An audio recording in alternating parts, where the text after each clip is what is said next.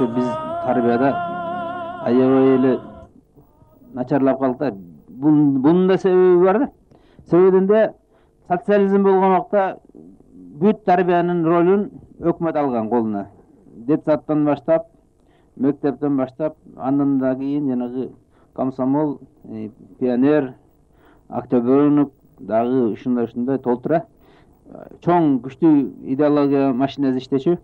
Бардык тарбияны өзүнүн мойнуна алып, силер колхозуңарда иштей бергиле, жумушчулар жумушуңарды кылгыла, тарбияны бизге койгула деп, ошо детсадтан баштап бүт тарбия ошондой жүрүп келди. Анан биз ошо тарбия дегендин, мисалы, ата-энеде да болуш керек да. Ошол тарбияны, мисалы, коомчулуктун тарбиясын унутуп калдык да. Анан кийин мына азыркы убакта мисалы мектептин тарбиясынын мааниси аябай жогору да чынында. Мына мектепке балдарды бергенде илгери мисалы молдо калып барам, мурда молдо мугалим болчу да. Молдо деген ошо түркчө мугалим, илимдүү адам деген.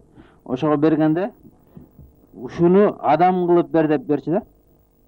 Мисалы биздики да ошо мамиле ошондой болуш да. Мисалы мугалимди биз аябай сыйлаш керек.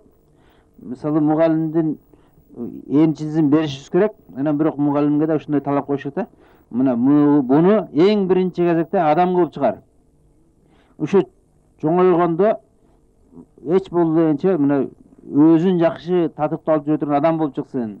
Аракеч болуп кетпесин, же мына бузук болуп кетпесин, мына атасын, энесин уят кылбайсың, ушу картайган атасын баксын, ушундай нерсеге үйрөтүп, ыймандуу, адамгерчиликтүү адам кылып чыга бер деп бериш керек да мугалимге.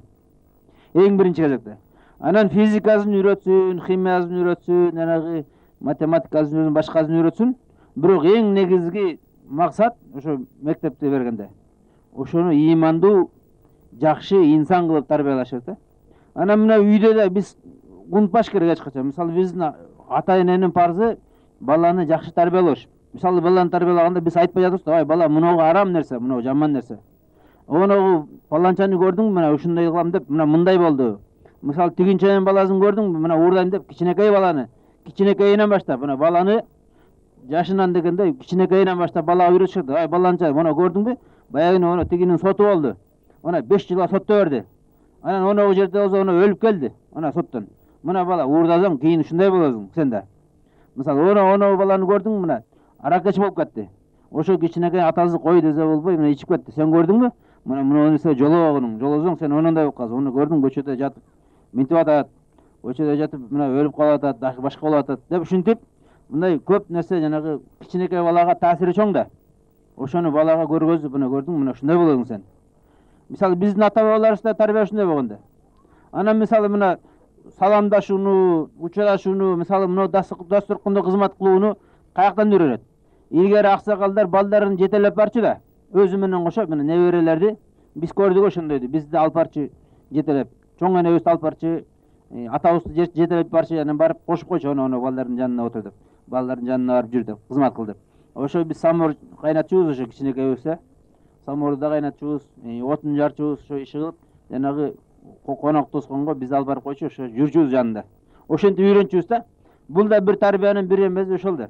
Сиздер ушу айылда чогулуп туруп, мына молдок айткандай, жаштарга тарбия берүүңүздөр барбы? Ушундай жөрөлгөңүздөр барбы?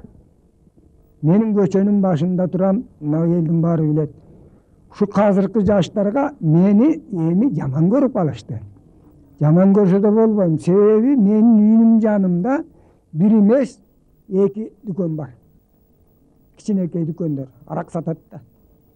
Ошо 9 жолдун тоомунда турам мен.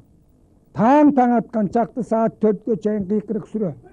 Кечинде келип баштаганда мен айтам, ой, садаган кетейин деп.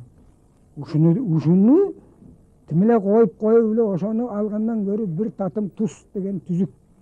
Ушуну үйдө апаңар бар, атаңар бар, бөбөктөрүңөр бар. Ушуларга алып барса болор беле деп айтам да. Муну уккан угат экен, укпаган укпайт экен. Укпайт экен. Ошондон 1-2 эле бала укту, тыйылып калды. Калганы укпайт. Анан 1-2 жолу мен жетекчи балдарга да айттым. Айланайындар. Ушу кечки саат 9-да болобу, 10-да болобу, бир мындай кыдырып койсоңор. Кичинекей эң болбосо ошондон үркүп калар деп эчен жолу айтам. Анан эми аяныкы тилиңди алганса ыраазы болуп калат экенсиң. Анан тилиңди албай эле бүгүнкү айтканыңды кайта эле кечинде колонканын түбүнө отуруп алып эле эметип турушат. Анан эми тигилерге эчтеке дей албайсың. Алар болсо оокат үчүн оокат кылып атышат, оокат үчүн сатып атышат дегендей. Атыңдан айланайын ата жок. Мауреки укса угуп калсын.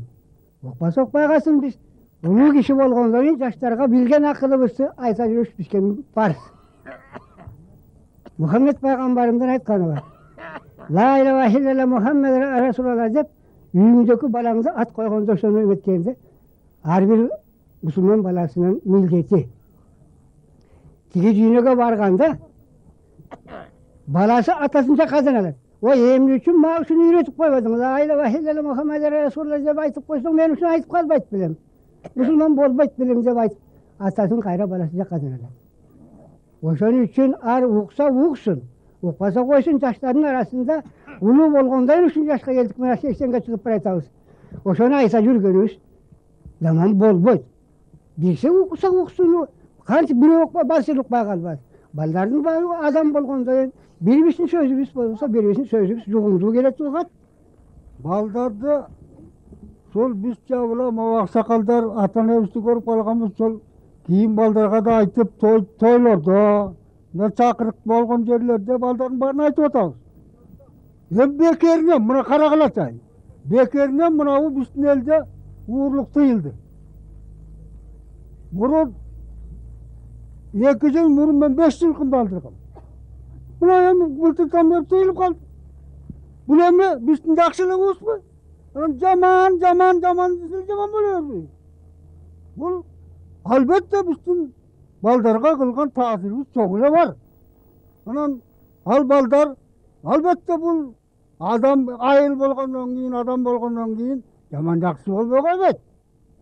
Ансыз ал жашоо болбойт. Бирок ошондо да чекте болуш керек да баягы.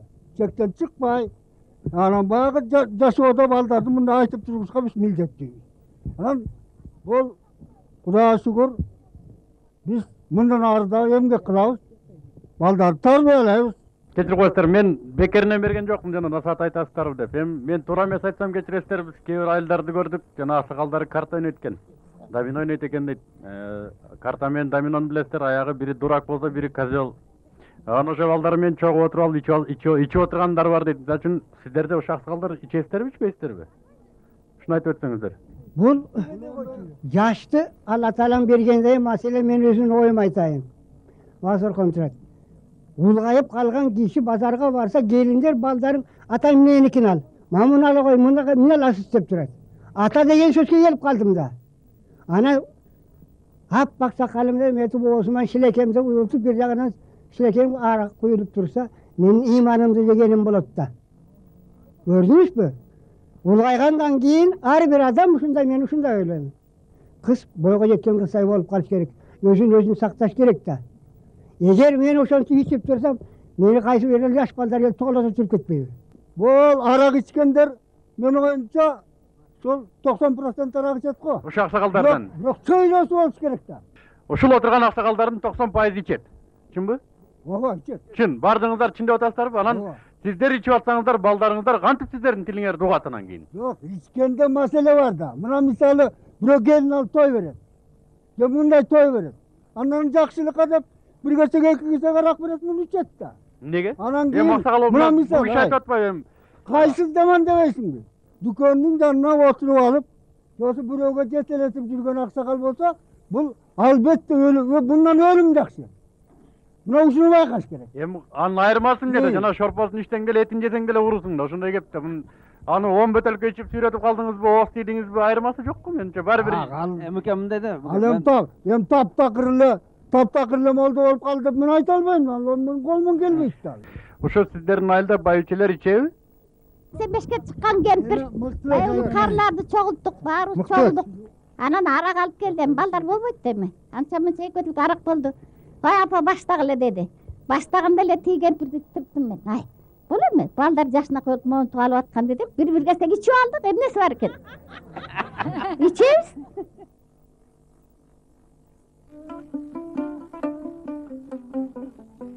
Кайраттуу карыса дагы жаштай, кайратсыз жаш болсо да карыдай. Аксакалдар чында ичкениңер өз тура эмес. Анда ичкен аксакал тарбия бергенге укугуңар жок.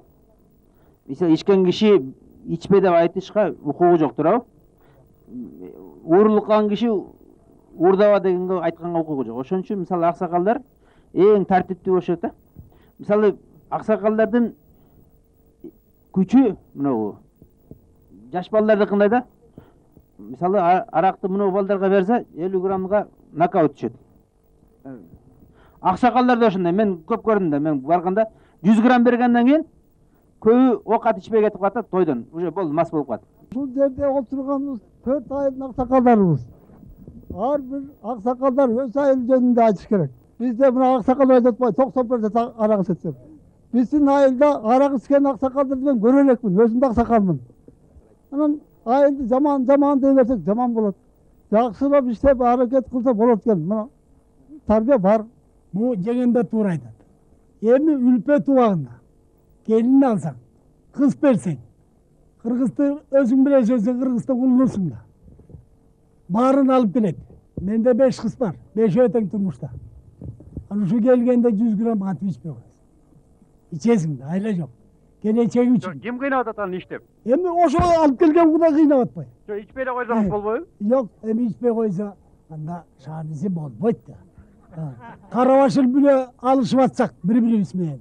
Каныбыз, жинибиз аралашып атса, кантип ичпей коет. Өзүң билесиң, кыргыздык ичпей койбойт да такыр. Жакшы болсун. Мен Кыргызда кээ бир айылдарды билем, ошол айылда арак саттырбайт, ичмек түгүл. Чоң эле килтеген 17 миң, 18 миң калкы бар айылдар, килтеген универмагы бар айылдар. Ошол айылда арак сатылбагандарын да билем да. Эми анан дагы бирди айткым келет. Ушу өзүм балдарым бар да менин. Балдарым айтам, жакшы бол, келинчегиңди урба. Ичип алып туруп айтасыздар буну. Жок, ичелекте. Күнүгө эле куда түшүп аткан жок да. Куда түшкөн убакта жанагындай 1-2 кесек ичесиң, ал туура. А бирок баланын өзүнүн мээсинин деңгээлинен да. Эшке чыккандан кийин башка болуп кетет да. Тарбия деген ушу раббая деген сөз өзү, арабтын сөзү, бул көнүктүрүү, үйрөтүү деген. Ошо бир нерсени үйрөтүп коюу. Мисалы, мына балдарыбызды биз ай бала, сен мына чоңоюп келатасың. Сен үй багасың сен. Сен үй бүлөлүү болосуң. Мисалы, ушундай баштана баланы. Уже балага жетип бараткандан эле. Сен үй багасың. Сен кийин арак ичсең, үй эмес өзүң бага албай каласың. Деп ушундай тарбия бериш керек. Мисалы, мына кыздарды кичинекейинен баштап эле бериш керек. Сени кыз деп айтат. Сен мына чоңоюп келатасың. Сен күйөөгө чыгасың дегенди. Мисалы, энелер уялат экен да, кызына сен күйөөгө чыгасың деп айтканды. Сен күйөөгө чыга турган эмес, сен күйөөгө бирөө жака, бирөөнүн үйүнө күйөөгө барасың деген сөздөн уялат экен да. Ошо тарбияда ошону мына энелер билесиздер туурабы? Жаш кезиңерде силерде айтчу да, ошо кичинекейиңерден эле, жеңиңерде эле, энеңерде эле айтчу да, сен күйөөгө барасың, сен кыйшаңдаба, сен түз жүр, сен мында жер таңдаба, ары чыкпа, бери чыкпа. Ошондой укчубуздар туурабы, кичинекейинен. Ошол нерсени тарбиядайт. Мына ошону кичинекейинен баштап тарбиялай баштоо. Пайгамбарыбыз айтканда, көңдүн үстүндөгү кооз гүлдөн сактангыла деп. Көңдүн үстүндө өскөн кооз гүлдөн сактангыла деп. Анан пайгамбардан сурашат, ал эмне дегенде, тарбия көрбөгөн сулуу кыз деген. Ошол үйдө тарбия жок деген. Жанагы көң менен салыштырганда. Эми ушул жерде менче ачуу чындыкты айтыш керек. Чындык деген өзү ачуу болот.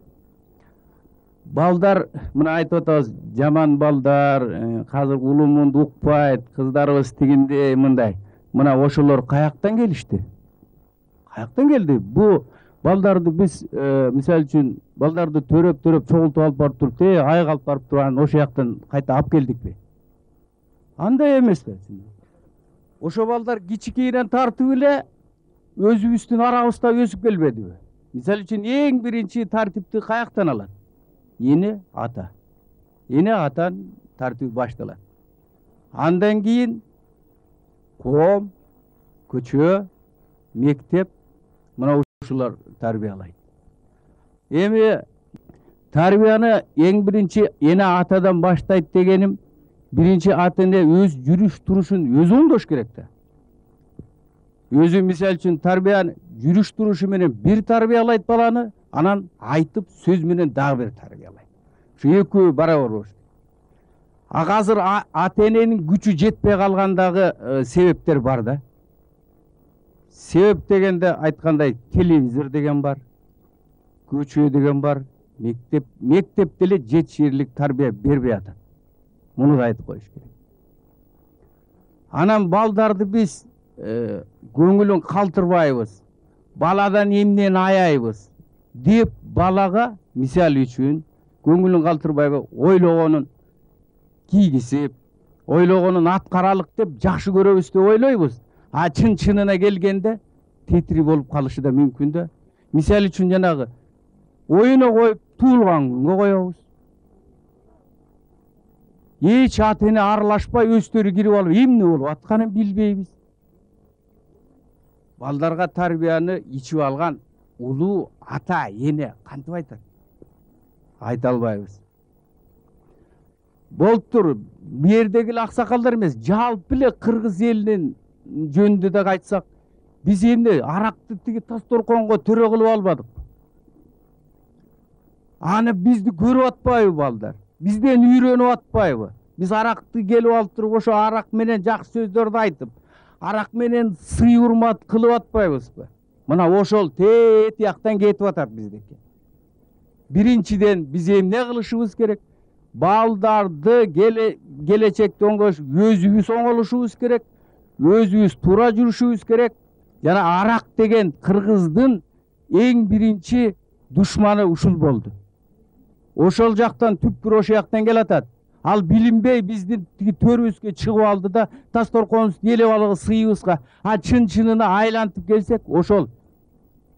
Биз уже 75-76-га кетип калдык. Бизде эмнен акыл болмок эле, андан көрүп Кудай өздөрүнө нызап берсин. Мен айтарым. Ыйман берсин, болду. Башка айтарым жок сага. Ата эне жалпы эле жанагы апалар айтып өтүп атпайбы, бегинагы жигит айтып өтүп туура. Ата эне өзүн биринчи тарбиялап, өзүн туура жолго салмайча, балдар дагы туура жолго түшпөйт экен. Ата энеси эмнени кылса, бала да ошону кылышка аракеттенет экен. Мисалы үчүн туулган күндү уюштуруп берет. Аны келип алып мугалим кел, силер момундай туулган күн өткөргүлө. Мындай кылгыла да айтпайт да. Аны ата эне өзү аябай уюштурат. Тигинин баласы туулган күн өткөрүптүр. Кой менен андан кемби, кой мен да өткөрөмүн. Деп андан ашырып туруп өткөрөт. Мына баланы каяктан алып барып биз туура тарбияга салабыз. Бала уже көтөрүлүп атат. Ана жана начар балдар эмне болот? Тигиникинен барды, момундай тамак ичти, момундай эметти, торт бер, тиги берди. А тиги бала баягы шок этип башы жерге түшүп калат. Көрдүңөрбү, биз бияда эмнени биз кыйынчылыкка салып атабыз? Өз балдарыбызды өзүбүз кайгыга салып атабыз. Өз балдарыбызды өзүбүздү туура эмес жолго салып кетип атабыз. 17-ге чыккан, 18-ге чыкканда баардык болгонун баардыгын коюшат. Аны да баягы Тасторкон чоң кишилер жасабаган Тасторконду балдарга жасап бересиз. Ал анын өзү жана айтканда эшти жап алат анан. Каяктан биз жакшы тарбия бере алабыз балдарыбызга? Энелер, аталар өздөрүбүзчө отуруп алып дагы күбүлдөйбүз. Ой, балабыз булмом чаа чыгыптыр. Ошону урмат үчүн биз дагы, биздин досторубуз келет. Анан балдар каяктан тарбия алат? Жетишпейт деген, жетишет. Эмнеге? Аракет кылсаң берекет. Отут корол, күлүнүк тигебиз, жерибизди алдык, буудай дайдадык. Аракет кылыш керек да. Балдарга да мына чал өлүп калса да мен будайыңарды бар айдап алгыла, мен тияқты тигинтип алгыла, тигини кылып алгыла деп 75-те мен чуркап жүрөм. Кудай тобо. Ошол чалдын аркасы менен балдар жакшы эле, мына элдин баары билет. Асымбектин баласы деп. Азыр жакырчылык кылбагандар эчтеке кылбайт.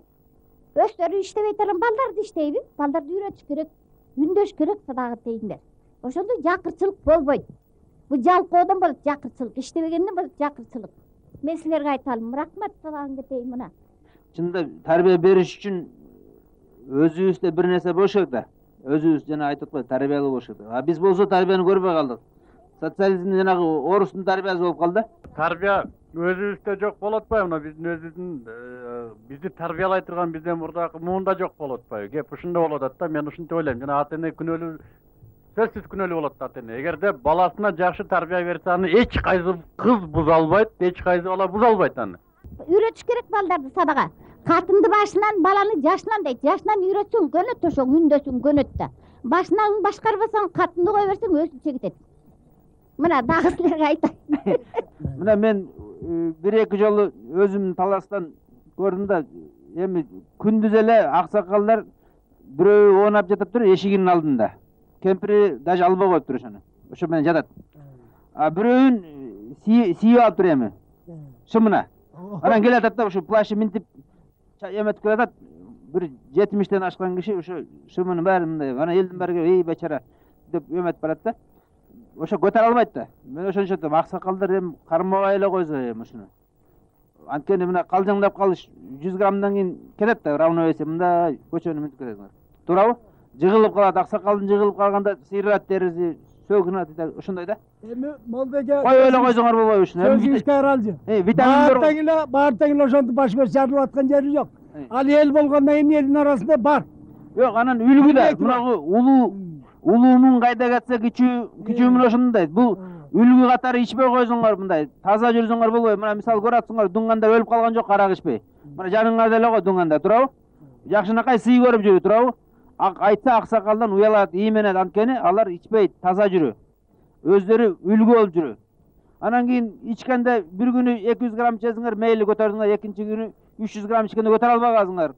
Оозуңардан башка сөздөр чыгып кетиши мүмкүн. Жанагындай шымыңарга сүйүп алышыңар мүмкүн. Жыгылып калышыңар мүмкүн, оонап калышыңар мүмкүн. Ошону айтып атабыз да.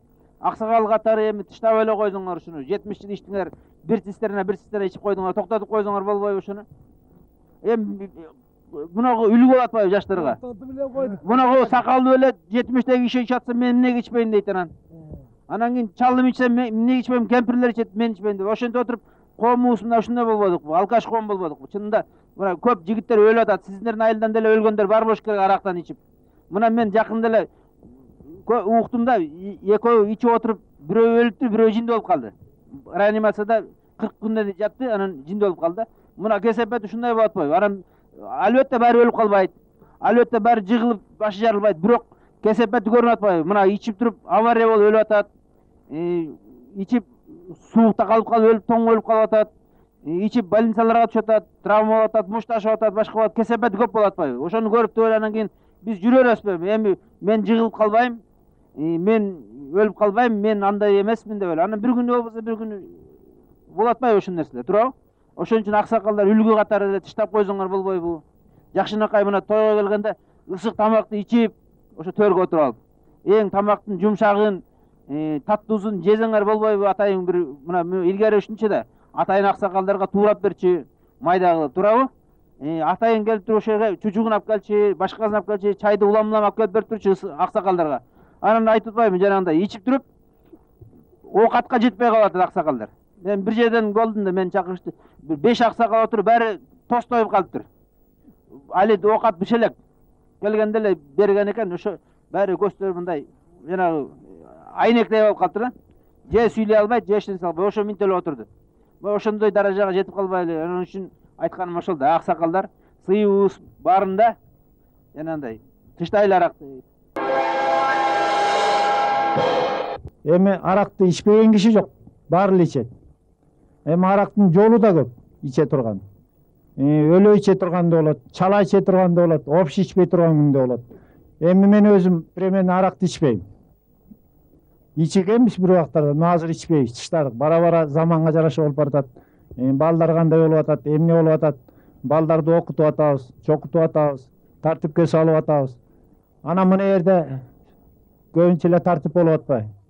Биздин айылдын аксакалдар биз айта албайбыз. Мынау деп. Ичип аткан аксакалдар бар. Премени жолдун жээгинде кетип баратсаң эле топ-топ болуп отурат. Аксакал бул эмне кылып атканың деп айтсаң, кайра тескери сөз айтат, айта албайсың. А бирок жакшы эмне болгону болуп атат, ичкени ичип атат. Мына барат өлү көчөнүн жээгинде отурат. Премени мынау деп мен айта албайм да. Ну бар, действительно. Ошолор тартипке бизди салыш керек. Ай балдар, ичпегиле. Момундай ишке барбагыла, момундай кылбагыла, могу аракты ичпегиле. Момундай ишке бар, жакшылап иштегиле, эне атаңарды сыйлагыла, эне атаңарды карагыла, оокат кылгыла деп Айта алабы алар ичип аткан кишилер? Айта албайт. Кантип айтат өзү ичип атса? Анын семьясында кандай балдар болот? Болуп атат ошондойлор. Премин өзүнүн атасын сабап, өзүнүн атасын уруп аткан, өзүнүн энесин сабап аткандар. Потому что алар өзү балдары менен кошулуп ичет. Жок деп айтышкы болот, бар андайлар. Энесин да сыйлабайт, атасын да сыйлабайт, өзүн да сыйлабайт. Бар мындай, жок деп айтышкы болбойт. О, жаман, жакшы бир жүрөт, өлүм тирүү бир жүрөт. Жаманы да жүрөт, жакшысы да жүрөт. Тартипке таттакай салып жүргөн эл да бар. Анын балдарын бары жакшы жерде иштеп атат, жакшы жерде туруп атат. Аны айтышкы болбойт, жок деп айтпаса болбойт. Баары бар. Жаман да бар, жакшы да бар, жинди да бар, бакшы да бар. Келелдик байке, менин бир суроом бар сизге. Эми аксакалдарды кыйнап сурабай эле коеюн, өзүңүздөн сурайын. Ошо айлыгыңыздарда намаз окуган аксакал барбы? Жок. Бир да аксакал намаз окубайт. Жок, намаз окуган арасында чанда бар. Бирок айта албайм мына жердеги аксакалдар, мына жерде намаз окуган аксакалдар. Азыр жок деп. Мен бири эки чоосо сөз сүйлөйүн өзүм карып жашым жүздө кичинекей алжып калган кешегим. Мынабу олтурган, мынабу тас торкон, мынабу олтурган эл, мынабу рахмат айтыш керек.